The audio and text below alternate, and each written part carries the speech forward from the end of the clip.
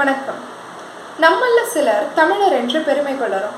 நம்ம தமிழர்களுடைய முழு வரலாறு உங்களுக்கு தெரியுமா? நம்ம நினைக்கிறதை விட எவ்வளவு சிறந்த வரலாற்றை நம்ம பெற்றிருக்கிறோன்றது உங்களுக்கு தெரியுமா? எப்படி தோன்றினோம், எங்க வளர்ந்தோம், ஏன் இப்படி மாறணும்னு அனைத்தையும் தெரிஞ்சுக்கணும்னு விரும்புறீங்களா? மனிதர்களால் பேசப்பட்ட முதல் மொழி, உலக நாடுகள் அனைத்திலும் பரவி கிடக்கிற மொழி, கற்காலம் தொட்டு இன்று வர, தமிழகம் தொட்டு எகிப்து வர கல்வெட்டுகள், நம்ம தாய் தமிழனுடைய முழு வரலாறையும் இங்க நீங்க தெரிஞ்சுக்கலாம்.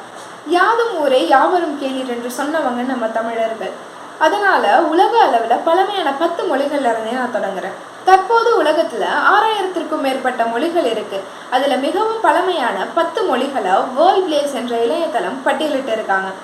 10வது இடத்துல லத்தீன், இது கிமு 75களை சேர்ந்தது. 9வது இடத்துல ஆர்மேனியன் மொழி, இது கிமு 450களை சேர்ந்தது. 8ஆம் இடத்துல கொரியன் மொழி, இது கிமு 600களை சேர்ந்தது.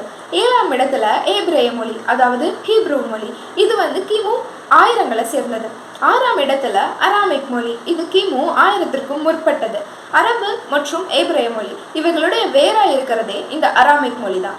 5ஆம் இடத்துல சீன மொழி, இது கிமு 1200களை சேர்ந்தது. 4ஆம் இடத்துல கிரேக்க மொழி, இது கிமு 1450களை சேர்ந்தது. 3ஆம் இடத்துல எகிப்திய மொழி, ஆப்ராசிய மொழி என்றும் இது சொல்றாங்க, இது கிமு 2600களை சேர்ந்தது. 2ஆம் இடத்துல சமஸ்கிருதம், இது கிமு 3000களை சேர்ந்தது. முதல் இடத்துல நம்ம தமிழ், கிமு 5000களை சேர்ந்தது.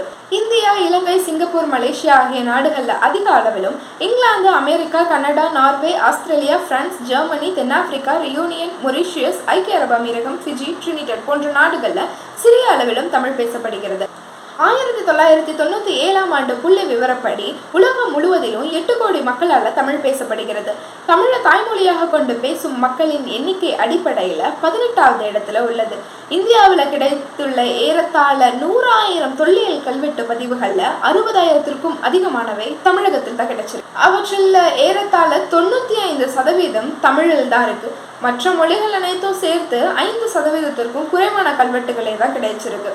நம்ம தமிழர்களுடைய வரலாற்றை பெரிதும் நம்ம அறியறதுக்கு உதவுறது சங்க காலத்தில் இயற்றப்பட்ட நற்றிணை, குறுந்தொகை, ஐங்குறுநூறு, பதிற்றுப்பத்து, பரிபாடல், கலித்தொகை, அகநானூறு, புறநானூறு, திருமுருகாற்றுப்படை, பொருநாராற்றுப்படை, சிறுபானாற்றுப்படை, பெரும்பானாற்றுப்படை, முல்லைப்பாட்டு, மதுரை காஞ்சி, குறிஞ்சிப்பாட்டு, நெடுநல்வாடை, பட்டினப்பாலை, மகளை பகுடுகம் என்னும் 18 நூல்கள் தான். இந்த நூல்களில் உள்ள 2381 பாடல்களை 473 புலவர்கள் பாடியிருக்காங்க. புறநானூற்று காலத்திலேயே ஆரிய செல்வாக்கு தலை தூக்கி தான் இருந்திருக்கு.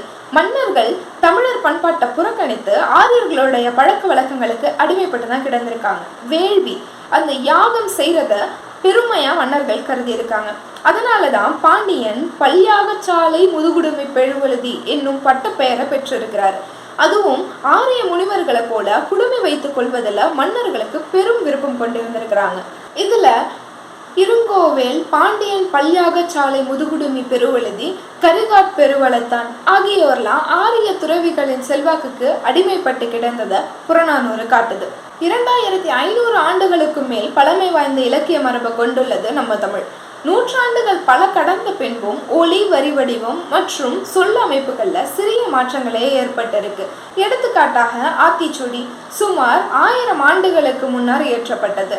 திருக்குறள் 2000 ஆண்டுகளுக்கு முன்னால் இயற்றப்பட்டது. இவற்றோட கருத்துக்களை இன்றும் நம்மளால புரிஞ்சுக்க முடியுது. தமிழ் இலக்கியங்கள்ல சில 2500 ஆண்டுகளுக்கு மேல பழமையானவை. இவை பிராமி எழுத்துக்களால எழுதப்பட்டது. பல இலக்கியங்கள் பனையோலைகள்ல எழுதப்பட்டு திரும்ப திரும்ப பிரதி எடுக்கப்பட்டதன் மூலமாகவும் வாய்மொழி மூலமா வழி வழியாக பாதுகாக்கப்பட்டு வந்ததுனாகவும் மிகவும் பழமையான படைப்புகள்ல காலங்களை கணிப்பது ரொம்பவே கடினமாக உள்ளது. தமிழனுடைய மிக பழமையான நூல் தொல்காப்பியமாகும். இது தமிழ் இலக்கணத்தை விளக்குற ஒரு நூலா இருக்கு. இதனுடைய சில பகுதிகள் கிமு 400களை சேர்ந்தது என்று கருதப்படுது. 2005 அகழ்ந்தெடுக்கப்பட்ட சில சான்றுகள் தமிழ் மொழியுடைய எழுத்த கிமு 600களுக்கு முற்பட்டது என்று சொல்லுது. மொழியை நிலைநிறுத்த எழுத்து மிகவும் அவசியமான ஒன்றா இருக்கு. எழுத்தற்ற மொழிகள் நிலைப்பதே ரொம்ப கடினமான ஒன்று. அதனால அடுத்த பதிவுல தமிழ் எழுத்து, தமிழ் பிராமியிலிருந்து இப்போ நம்ம பேசக்கூடிய எழுதக்கூடிய எழுத்து முறைக்கு எப்படி வந்தது என்றதை தெளிவாக விளக்குறேன்.